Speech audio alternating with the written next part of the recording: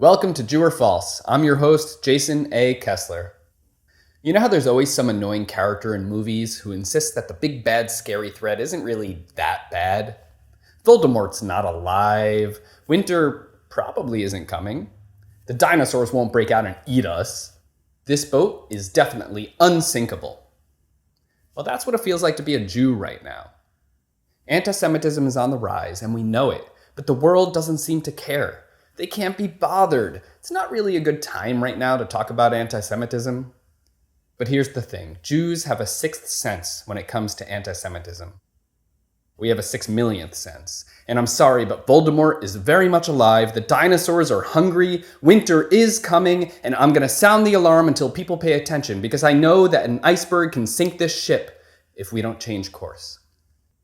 It's the Rita Skeeter effect. Rita wasn't evil. She just wrote whatever stories helped her career and sold more daily profits. If that meant making Harry Potter look like some delusional boy who doesn't know a Death Eater from a crumple-horned Snorkack, who cares, right? It's not personal. Besides, what are the chances this kid is actually right about Voldemort?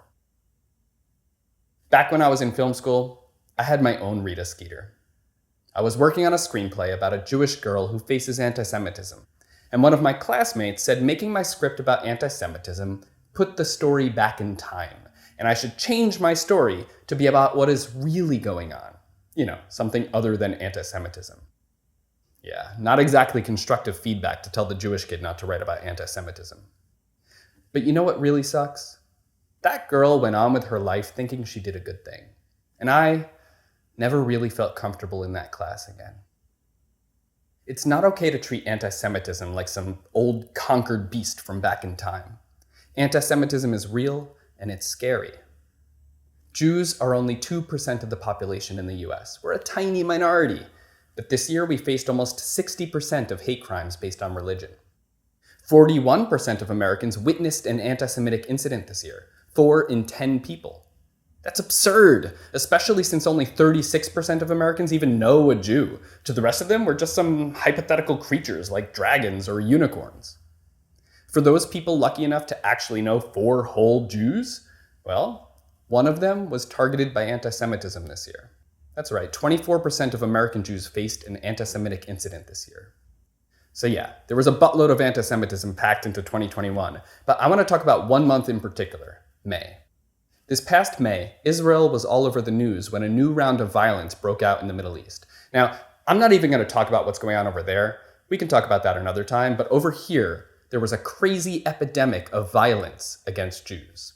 In Manhattan, a mob of anti-Israel protesters attacked 2 Jewish men outside a bagel shop after hearing one of them speak Hebrew. Another guy in New York was punched in the face when someone saw a Jewish star around his neck. In Brooklyn, someone set fire to a synagogue and then beat up a Hasidic Jew in a classic arson, assault, hate crime combo. In Los Angeles, a bunch of cars waving Palestinian flags pulled over in front of a sushi restaurant, ran up to the outdoor tables asking, "Who's Jewish?" then started punching the Jews and attacking them with pepper spray and glass bottles. Now, hate crimes against Jews are bad enough, but using pepper spray as a weapon when there's perfectly good wasabi right there on the table?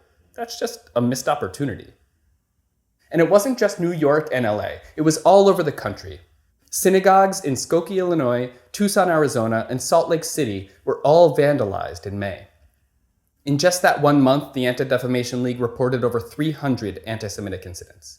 And yet, it seemed like so many voices stayed silent in the face of all this violence.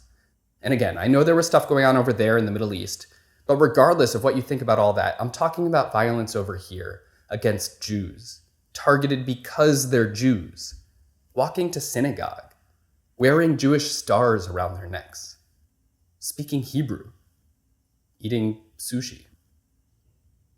How many of these stories did you hear about? How about your friends? Do you think they know about these stories?